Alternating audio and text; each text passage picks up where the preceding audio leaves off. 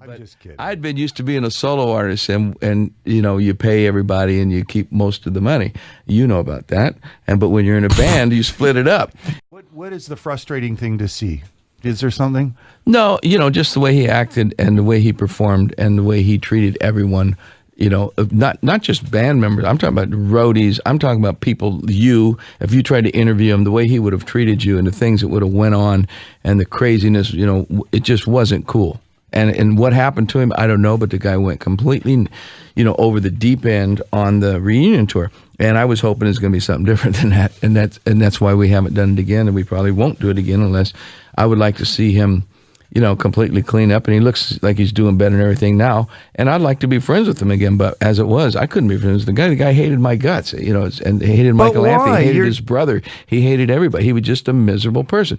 The 9 years, the 10 years I was in the band before that were fantastic, and they're in the book too. It talks about the great times we had and the wild, crazy stuff we did. We lived the lifestyle of rock and roll to the T. I mean, you know. We lived it. It was great. And it was awesome. And it's in there, too. Some great stories about being friends and writing great songs. I got How We Wrote Right Now, and I got How We Wrote Best of Both Worlds in there. I got all that stuff.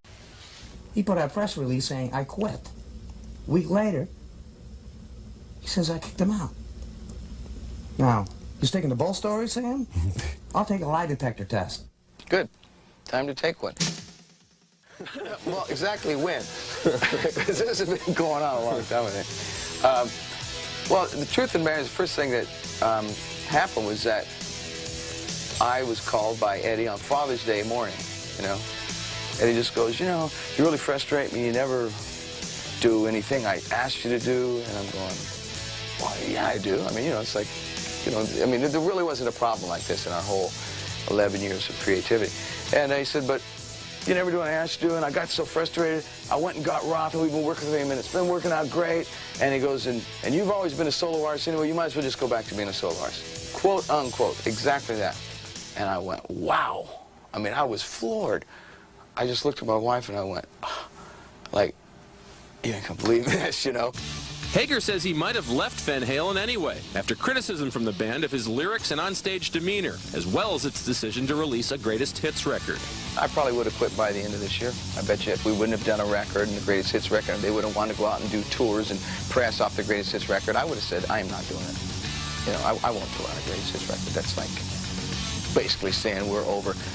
Biggest waste of time in the world. Strictly money. People say, though, that you had an objection to the greatest hits record because you were in some way jealous of Roth's legacy. You didn't want to remind the audience that he had been in the band before. Is that true? Come on, why is the greatest hits record all of a sudden going to remind people that Roth is in the band? Roth reminds people every day that he was in the band. There's no question. Roth will never go away. He never has gone away.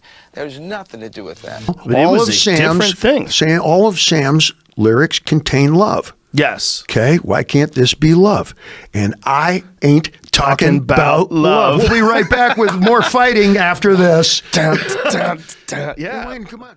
If you do win an award tonight, don't use it as a platform to make a political speech, right? You're in no position to lecture the public about anything. You know nothing about the real world. Most of you spent less time in school than Greta Thunberg. So, if you win, right, come up, accept your little award, thank your agent and your God. So...